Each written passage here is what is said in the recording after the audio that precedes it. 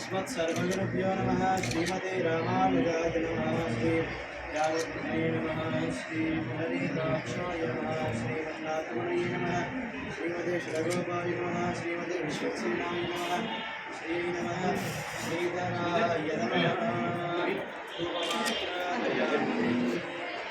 Side కొండరా కొంచెం side కొండ देवस्यत्वासविशुप्रसवे अश्विनाचारैकविहारिणे श्रीमन्नारायणाचार्य स्वामिने नित्यमङ्गलम् यावत् प्रपञ्चसम्पूज्य चरणाय महात्मने श्रीमन्नारायणाचार्य यतिराजाय मङ्गलम् मङ्गलाशासनपरैर्मदाचार्य पुरोगमैः जय श्रीमन्नारायण जय जय श्रीमन्नारायण जय श्रीमन्नारायण जय श्रीमन्नारायण जय जय श्रीमन्नारायण जय श्रीमन्नारायण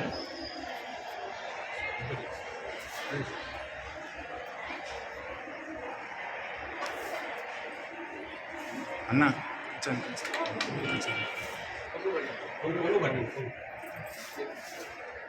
मैडम कच्ची कच्ची बट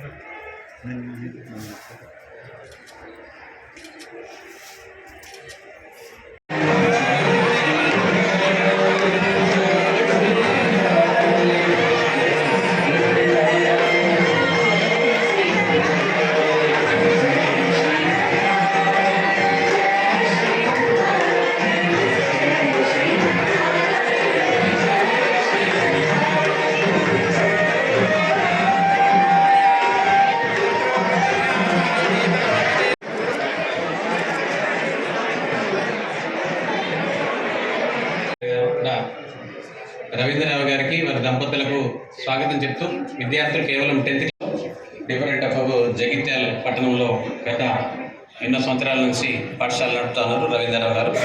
ప్రభుత్వ టీచర్ అయిన మేనాళ్ళతో పాఠశాలను చాలా చక్కగా తెలంగాణలోనే చేస్తూ ఉన్నారు.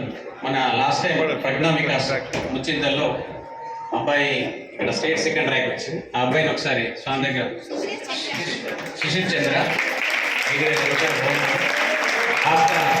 రెండవ బహుమతి పాఠశాలకు వచ్చింది. ఇప్పుడు కూడా మళ్ళీ రాస్తారు. సో ముఖ్యంగా స్వామి గారి పాదపద్మాలకు మరొకసారి నమస్కారం తెలియజేస్తూ మీడియా మిత్రులందరికీ కూడా పేరు పేరున స్వాగతం చెప్తూ ఈ వికాస్ ముఖ్యంగా స్వామీజీ భారతదేశం యొక్క ప్రాముఖ్యత, భారతదేశం యొక్క సంస్కృతి ఔన్నత్యాన్ని చాటి చెప్పాలనే ముఖ్య ఉద్దేశంతో స్వామీజీ కంకణం కట్టుకొని, ముఖ్యంగా చిన్నజీయర్ స్వామి గారు ప్రజ్ఞా వికాసం స్థాపించి సెటిల్ కమిటీకి దీనికి సంబంధించిన అనుబంధ సంస్థలన్నీ కూడా కేవలము పెద్దవారికి కాదు, ఇది తల్లిదండ్రులకు, సమాజంలో ఉన్న పెద్దవాళ్ళ కన్నా ముఖ్యంగా చిన్నారులకు నర్సరీ నుంచి 10th క్లాస్ పిల్లల లోపల భక్తి భావాన్ని, అది ఏ కులం ఏ మతం అని కాకుండా, హిందువా ముస్లిమా క్రిస్టియన్ అని కాకుండా, ఇతర మతాలని కాకుండా, ఇతర కులాలని కాకుండా, భారతదేశం యొక్క అంటే భారతీయత, నేను ఒక ఇండియన్, నేను ఒక దేశభక్తుని తయారు చేయాలనే ముఖ్య ఉద్దేశంతో ప్రభుత్వాలు అనేక స్వచ్ఛంద సంస్థలు ఉండొచ్చు, వాటికన్నా ఎక్కువ నాకు వచ్చిన ఆలోచన నేను ఎందుకు చేయకూడదని స్వామీజీ ఎన్నో దేశాల్లో, ఇలా అమెరికాలో దాదాపు 25,000 మంది పిల్లలు ఈరోజు ప్రజ్ఞా వికాస్ సంబంధించిన విద్యార్థులు ఎలా విద్య నేర్చుకుంటా ఉన్నారు. మరి దీనికి పుస్తకాలు ఉన్నాయి, పరీక్షలు ఉన్నాయి, మార్కులు ఉన్నాయి. ఇంజనీర్ గారు, డాక్టర్ గారు అందులో ఈ మ్యాటర్ రాదు, ఇప్పుడు ఇంటరాక్ట్ అవుతారు, అలాగే వారి యొక్క అంశాన్ని మీకు చెప్తా ఉంటారు. ఇక్కడ చాలామంది మీడియా మిత్రులు కూడా ఉన్నారు. ఈరోజు చాలామంది మీడియా మిత్రులు కూడా వచ్చారు. మీరు ఏదైనా డౌట్స్, అది సబ్జెక్ట్ పరంగా కానీ, సామాజికంగా కానీ, సమాజ పరంగా కానీ మీరు చిన్నారు ఒకరిద్దరు అడగండి. ఇప్పుడు చక్కగా స్వామీజీని యొక్క సందేశాన్ని. విద్యార్థులంటే విద్యని కోరుకునేవారు. మీరంతా విద్య కావాలి అని కోరుకునే వయస్సు. అసలు విద్య అంటే ఏంటి? విద్య ఏది మనకు తెలిస్తే, ఏది మనకు లభిస్తే లోకంలో గౌరవము, ధనము, అధికారము, సమాజంతో స్నేహము ఇవన్నీ ఏర్పడతాయో దాన్ని మన విద్య అని అంటారు. కానీ మన విద్య అని ఏదైతే మనం ఇప్పుడు చదువు పేరుతో నేర్చుకుంటున్నామో దానివల్ల ఇప్పుడు అధికారం లభిస్తుందో లేదో మనకు తెలియదు, గౌరవం లభిస్తుందో తెలియదు, ధనం కూడా లభిస్తుందో లేదో తెలియదు, అందరితో స్నేహంగా ఉండగలిగే అవకాశం ఏర్పడుతుందో లేదో తెలియదు. విలువలతో కూడిన విద్య కాదు మన విద్య. మనని మనం నిలబెట్టుకోవడం కోసం సమాలని కోరుకుంటున్నాము. దానికి తగినట్టుగా మనం పొందుతున్న విద్యా విధానం ప్రాథమికంగా 10వ తరగతి. దాని తర్వాత మన జీవితంలో ఏం కావాలని కోరుకుంటున్నామో దానికి సంబంధించిన విద్య ఇంటర్మీడియట్. ఆ తర్వాత దాంట్లో మరికొంత అధ్యయనం చేస్తాం, మనది గ్రాడ్యుయేషన్. దాంట్లో మరింత స్పెషలైజేషన్ మనకి పీజీ. ఇంకో దాంట్లో ఏదైనా రీసెర్చ్ చేస్తే కొంతవరకు మనకి అకాడమిక్ డాక్టరేట్ వస్తుంది. మనకి అధికారికమైనటువంటి ఆ విద్యలో మనకు ఒక చక్కటి నైపుణ్యం ఉంది అని మనకి ఏదో ఒక యూనివర్సిటీ ఒక సర్టిఫికెట్ ఇస్తుంది. ఇక్కడితో మనకి విద్య అయిపోయింది అని అనుకుంటాం మనం. ప్రపంచంలో ప్రతి వ్యక్తి నిత్య విద్యార్థి. విద్య అంటే తెలుసుకొనుట, ఎలా బ్రతకాలి, ఎలా ప్రవర్తించాలి, మనిషిగా మనకు ఉండవలసినటువంటి విలువలు, సంస్కారాలు ఏమో అది మనకి విద్య అని చెప్పాలి. కానీ మనకు తెలిసిన విద్య ఇప్పుడున్నటువంటి విధానం కేవలం మనని ఒక వ్యక్తిగా నిలబెట్టడం కోసమే తప్ప మనిషి ఉద్యోగం దేనికి? సంపాదించడానికి. అంతేనా? సంపాదన దేనికి? హాయిగా ఫ్యామిలీతో చక్కగా సమాజంలో మనం ఎలా బ్రతకాలనుకుంటున్నామో అలా బ్రతకడానికి. అంతేనా కాదా? So ultimately we are saying the purpose of education is to earn money and to settle in our lives. అంతేనా? అదే కనపడుతుంది. సో డబ్బు సంపాదనే మనకి విద్యకి లక్ష్యము అన్నట్టుగానే కనపడుతుంది. ఒక క్రికెటర్ బాగా సంపాదిస్తాడు, ఒక ఇంజనీర్ బాగా సంపాదిస్తాడు. మనకి బాగా తెలుసు, కానీ మనం ఇంజనీర్ అయితే ఏదో సంపాదిస్తాం అనుకుంటున్నాం. But A cricketer can earn more money. ఈ మధ్యకాలంలో RCB the want to cell. RCB అంటే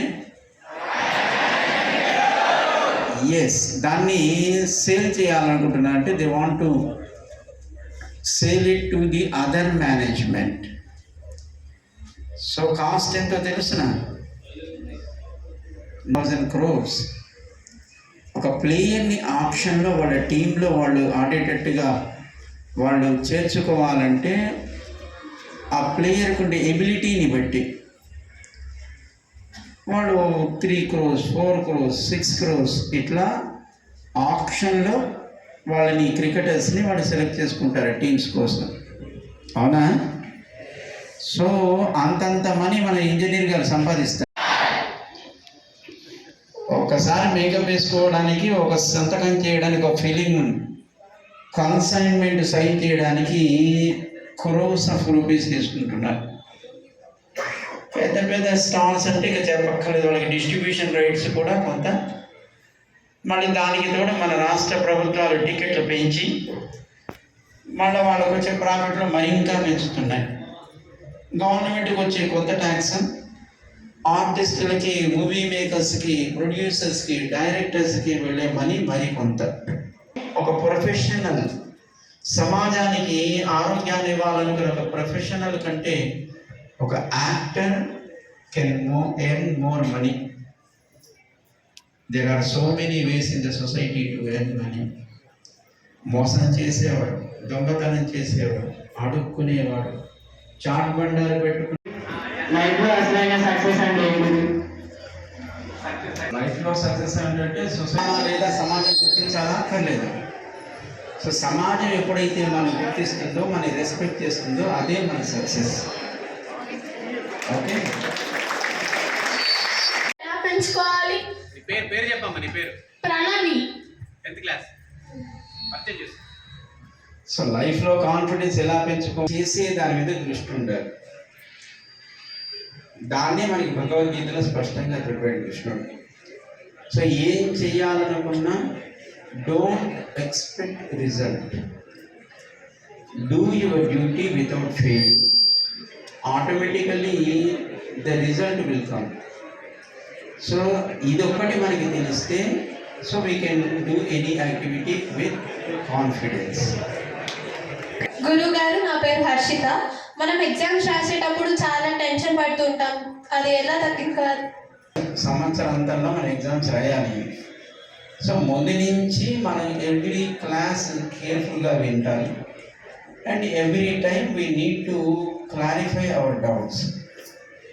మనం ముందే ప్రిపేర్ అయ్యి ఉంటే ఎగ్జామినేషన్ టైంలో టెన్షన్ రాదు. సో మనం ఏం చేస్తాం, 11th అవర్లో ప్రిపేర్ అవుతాం. So because a short period of time to preparation, obviously we get tension. So ముందు నుంచి ప్రిపరేషన్ అనేది రెగ్యులర్ యాక్టివిటీ కింద ఉంటే, ఎప్పటికప్పుడు సబ్జెక్ట్స్ని మనం కంప్లీట్ చేసుకొని ఉంటే ఎగ్జామినేషన్ టైంలో టెన్షన్ రాదు. గోల్ అంటేనే చేరవలసిన గమ్యము అని అనుకుంటున్నామంటే డీవియేషన్స్ రావు. వచ్చాయి అంటే your goal is not perfect. When your goal is perfect, obviously you connect with the goal. Deviation వచ్చిందంటే అర్థం ఏంటి? నీ గోలే కరెక్ట్ కాదని అర్థం. సో పర్ఫెక్ట్ గోల్ని మనం కనెక్ట్ చేసుకుని ఉన్నప్పుడు డివియేషన్ ఎప్పుడు రాదు.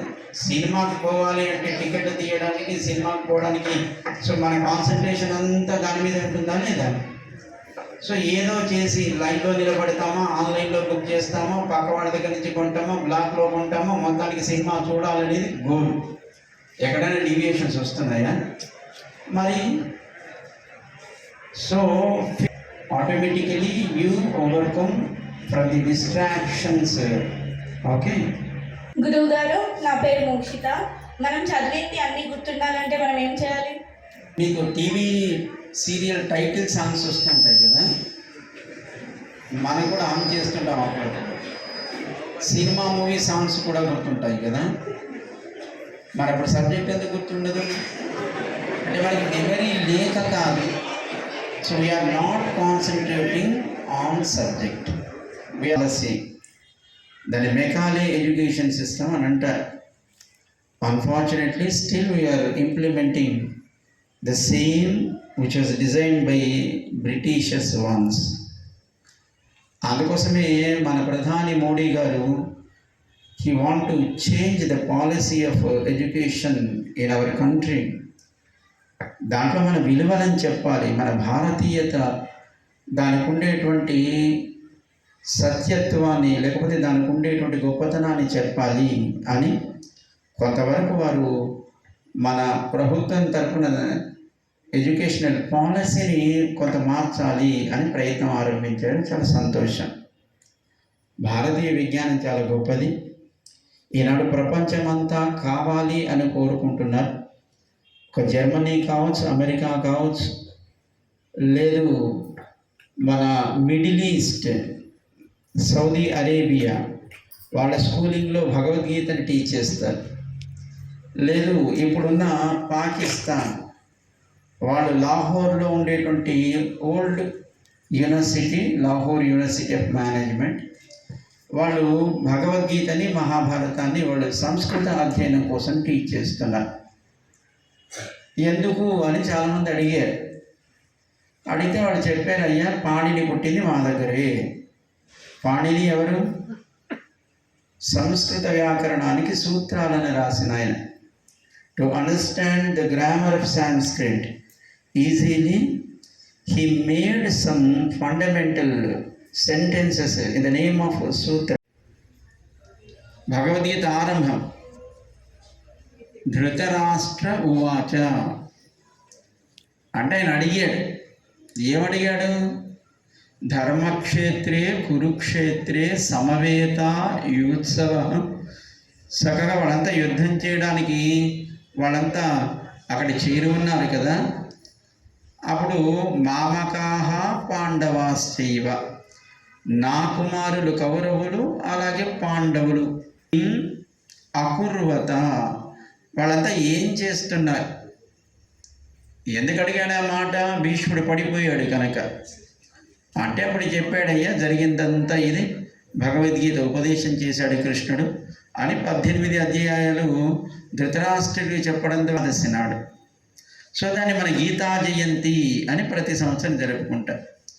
లాస్ట్ గీతా జయంతి డిసెంబర్లో జరిగినప్పుడు మన స్టాచ్యూ ఆఫ్ ఈక్వాలిటీ దగ్గర ముందుగా పిల్లలకి తెలియాలి భగవద్గీత అంటే ఏంటో అని జిఎస్ స్వామి మన శేఖర్రావు గారికి చెప్పినప్పుడు సుమారు ఒక 15,000 మంది స్టూడెంట్స్ గ్యాదర్ అయ్యారు ఫ్రమ్ స్కూల్స్ అండ్ కాలేజెస్. కొంతమంది డివోటీస్ కూడా ఉన్నారు, 5,000 6,000, మొత్తం 20,000 క్రౌడ్. సో అప్పుడు స్వామివారు అన్నారు, నిజానికి ముందు పిల్లలకే మనం భగవద్గీత చెప్పాలి, మన విజ్ఞానం పూర్తిగా భగవద్గీతలో మనం అర్థం చేసుకోవచ్చు, అందుకోసం భగవద్గీత నేర్పాలి అందరికీ అని ఒక యాక్టివిటీ స్టార్ట్ చేశారు. సో మనంతా నేర్చుకుందామా? ఎంతమంది? వారికి మరొకసారి నమస్కారం తెలియజేస్తూ ఉన్న వారికి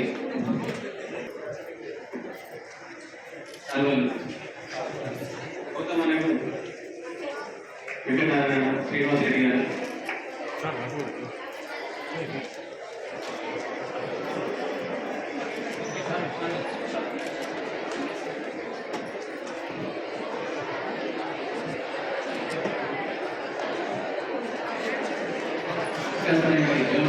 అధ్యక్షులు గౌతమ్ గారు, సెక్రటరీ అలా వెంకటనారాయణ